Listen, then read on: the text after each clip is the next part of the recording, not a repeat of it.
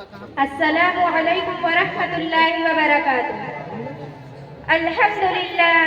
الحمد للہ العلی العظیم والصلاة والسلام علی رسولہ الکریم ومن تبعهم بإحسان إلى يوم الدين، اما بعد، اعوذ باللہ من الشیطان الرجیم، بسم اللہ الرحمن الرحیم۔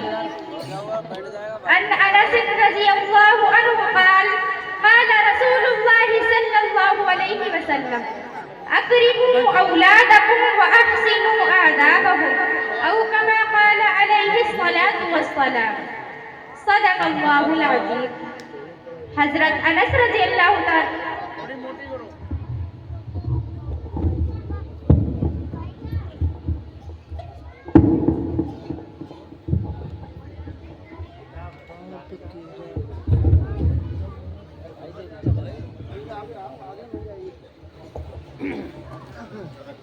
حضرت انس رضی اللہ تعالیٰ عنہ نے ارشاد فرمایا، اپنی اولاد کا اکرام کرو اور ان کو حسن آداب سے آراستہ کرو۔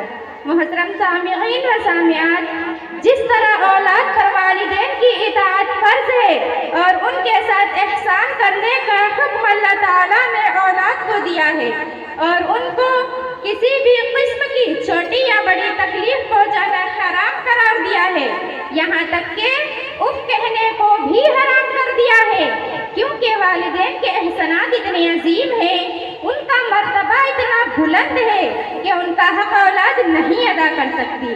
اس لیے حکم دیا کہ تم اپنے والدین کے لیے سراپا اطاعت بن جاؤ، ان کے قدموں کی دھول بن جاؤ، ان کی خدمت گزاری اپنا شیوا بنا لو، اس لیے کہ وہی تمہاری جنت اور دوزخ ہے۔ ان کی رضا اللہ کی رضا ہے، ان کی ناراضگی اللہ کی ناراضگی، جیسا کہ آیت قرآنیہ اور حدیث نبویہ میں ان کو تفصیل کے ساتھ بیان کیا گیا ہے۔ محترم سامعین و سامعات،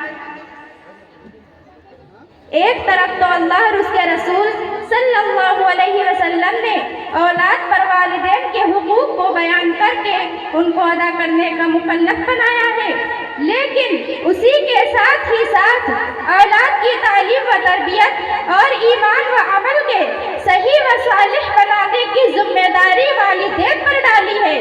والدین کو مکلف بنایا ہے کہ اپنی اولاد کی اسلامی تربیت کریں، اس لیے کہ بچہ وہی راہ اختیار کرتا ہے جس راہ پر اس کے والدین چلاتے ہیں، وہ کام کرتا ہے جو کام اس کے والدین کراتے ہیں، وہی عقیدہ اپناتا ہے جس پر اپنے ماں باپ کو پاتا ہے۔ اگر والدین نے اولاد کی تعلیم و تربیت میں اپنے فرائض کو ادا نہیں کیے، اولاد کے حقوق کو ادا نہیں کیے، تو اللہ تعالیٰ کے یہاں ان سے مواخذہ ہوگا۔ جس طرح اولاد کی نافرمانی قابل گرفت ہے، اسی طرح والدین کی کوتاہی بھی قابل مواخذہ ہے۔ والدین کا اپنے بچوں پر کتنا اثر پڑتا ہے، اس کا اندازہ اس حدیث سے لگایا جا سکتا ہے۔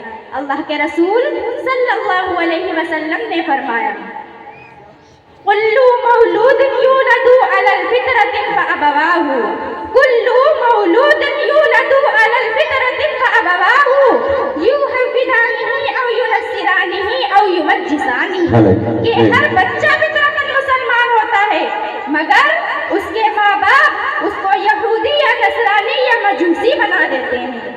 اولاد کی تعلیم و تربیت کا ذمہ دار والدین کو اس لیے بنایا گیا ہے کہ والدین بچوں کی پہلی تربیت گاہ ہوتے ہیں، پہلا مدرسہ ہوتے ہیں۔ بچہ سب سے زیادہ اپنے والدین سے متاثر ہوتا ہے، انہی کے حرکات و سکانات کو اختیار کرتا ہے، انہی کے کردار کو اپناتا ہے۔ لہذا یہ ضروری تھا کہ ایسے وقت میں ہے کہ جبکہ ذہن سادہ رہے، اس پر اللہ کی عظمت و کبریائی و حدانیت و لوحیت کا نقش اتارا جائے، اس کے دل میں تخلیق انسانی کا مقصد اور انسان کی ذمہ داریوں کا احساس پیدا کیا جائے، تاکہ وہ اللہ کا فرما بردار بندہ ہو، اطاعت شار بندہ ہو۔ اللہ کے رسول صلی اللہ علیہ وسلم نے فرمایا، حق الولد علی الوالد ان یحسن اسمہ و یحسن ادبہ، باپ پر بچے کا حق یہ ہے کہ اس کا اچھا نام رکھے اور اس کو آراستہ کریں۔ اب سوال یہ ہے کہ اچھا نام کون ہو سکتا ہے؟ تو اس سلسلے میں والدین کی رہنمائی فرما دی گئی ہے۔ مسلم شریف کی روایت ہے کہ حضرت عبداللہ بن عمر رضی اللہ عنہ فرماتے ہیں کہ اللہ کے رسول صلی اللہ علیہ وسلم نے فرمایا، تمہارے ناموں میں اللہ تعالیٰ کو سب سے زیادہ محبوب اور پسندیدہ نام عبداللہ اور عبد الرحمن ہے۔ اسی طرح ایک حدیث میں ہے کہ سموا باسماء انبیاء، انبیاء علیہ السلام کے نام پر نام رکھو، لیکن ولادت کے بعد اچھا نام ہی کافی نہیں، بلکہ والدین کی ذمہ داری یہ بھی ہوتی ہے کہ والدین کی ذمہ داری یہ بھی ہوتی ہے کہ نومولود کے کان میں سب سے پہلی آواز اللہ اکبر کی پہنچے۔ پیدا ہوتے ہی اس کے داہنے کان میں اذان کے کلمات کہے جائیں اور بائیں کان میں اقامت کے کلمات کہے جائیں۔ یہ بچے کا والدین پر پہلا حق ہے تاکہ وہ اول دن ہی سے توحید سے آشنا ہو جائے اور ایمان کا نور اس کے دل میں اتر جائے۔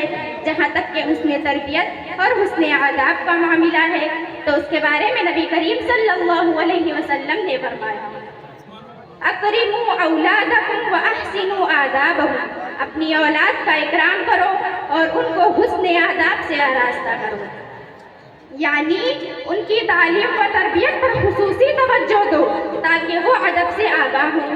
اکرام کا مطلب یہ ہے کہ ان کی تعلیم و تربیت پر خصوصی توجہ دو تاکہ وہ ادب سے آگاہ ہوں اور ان کو وہ اللہ کا تحفہ ہے، تمہارے لیے ذخیرہ آخرت اور صدقہ جاریہ ہے۔ محترم سامعین و سامعات، یہ تو ابتدائی ذمہ داری تھی اور اس کے بعد اولاد جب کچھ باشعور ہو جائے تو دوسری ذمہ داری یہ ہوتی ہے کہ اللہ کے رسول صلی اللہ علیہ وسلم نے فرمایا، تمہارے بچے جب 7 سال کے ہو جائیں تو ان کو نماز کا حکم دو، اور جب 10 سال کے ہو جائیں تو نماز چھوڑنے پر ان کو مارو اور ان کے بستروں کو الگ کر دو۔ اولاد کی اسلامی تربیت کتنی ضروری ہے اس کا اندازہ اس واقعہ سے لگایا جا سکتا ہے۔ سیدنا فاروق اعظم رضی اللہ عنہ کے عہد خلافت میں ایک دفعہ ایک شخص نے آ کر شکایت کی، امیر المؤمنین، میرا لڑکا میری اطاعت نہیں کرتا، میرا حقوق نہیں ادا کرتا، میرا خیال نہیں رکھتا۔ یہ سن کر امیر المؤمنین کو بہت غصہ آیا، کیسا نالائق لڑکا ہے، اپنے باپ کی نافرمانی کرتا ہے۔ آپ نے اس کو بلوایا تاکہ آپ سرزنش کریں۔ لڑکا آیا تو حضرت عمر فاروق اعظم رضی اللہ عنہ نے ناراضگی کے انداز میں اس سے نافرمانی کی وجہ پوچھی، کیسے لڑکے ہو، اپنے باپ کو تکلیف پہنچاتے ہو، تم کو سزا ملنی چاہیے۔ لڑکے نے عرض کیا، امیر المؤمنین، میری بات بھی سنیے، یقیناً یہ میرے باپ ہیں، ان کے حقوق بہت زیادہ ہیں، لیکن ذرا ان سے پوچھئے کہ انہوں نے میرا کتنا حق ادا کیا ہے، میری اصلاح و تربیت میں اپنا فرض ادا کیا کہ نہیں۔ اللہ کے رسول صلی اللہ علیہ وسلم نے لڑکوں کا اچھا نام رکھنے کا حکم دیا، جبکہ میرے باپ نے میرا نام جولا رکھا۔ جولا ایک گندگی کیڑے کو کہا جاتا ہے۔